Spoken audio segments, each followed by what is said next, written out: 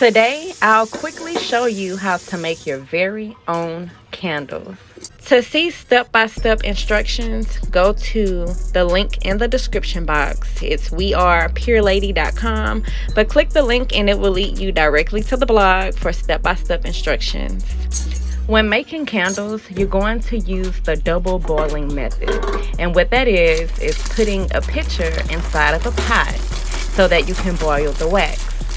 For today's demonstration, I'm using 1 pound of soy wax flakes. The heat is on and it's beginning to boil.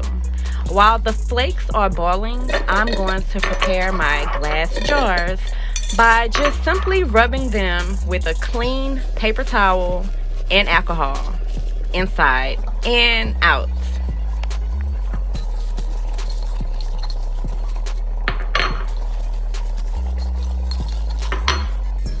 These are glue dots. You can get these glue dots from any store that has candle supplies. And you'll just take the glue dot, get your wick, and stick the glue dot on the back of the wick. This will secure the wick while it's in the jar. For this size jar, I'm using 3 wicks.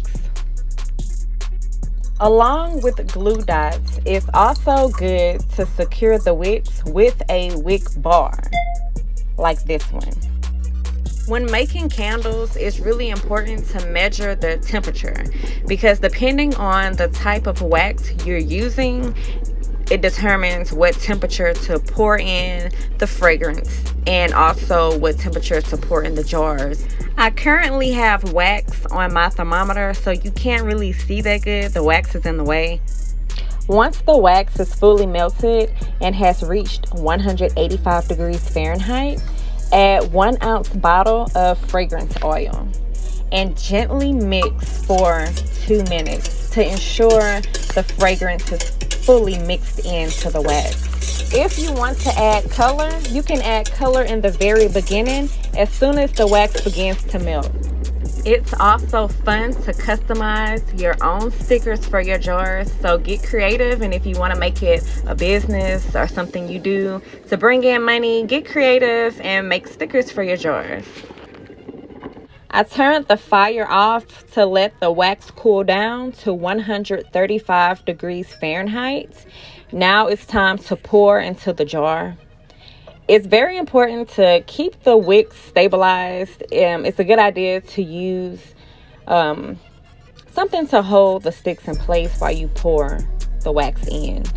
Once the wax is poured in, let cool completely before moving around too much. Trim the wicks to about 1/4 of an inch and let the candle sit for about 2 weeks before lighting. If you let the candle sit for about 2 weeks before lighting, it will have a stronger scent, more stronger than it would if you light it more quickly. So give these candles a try and stay tuned for more how-to videos.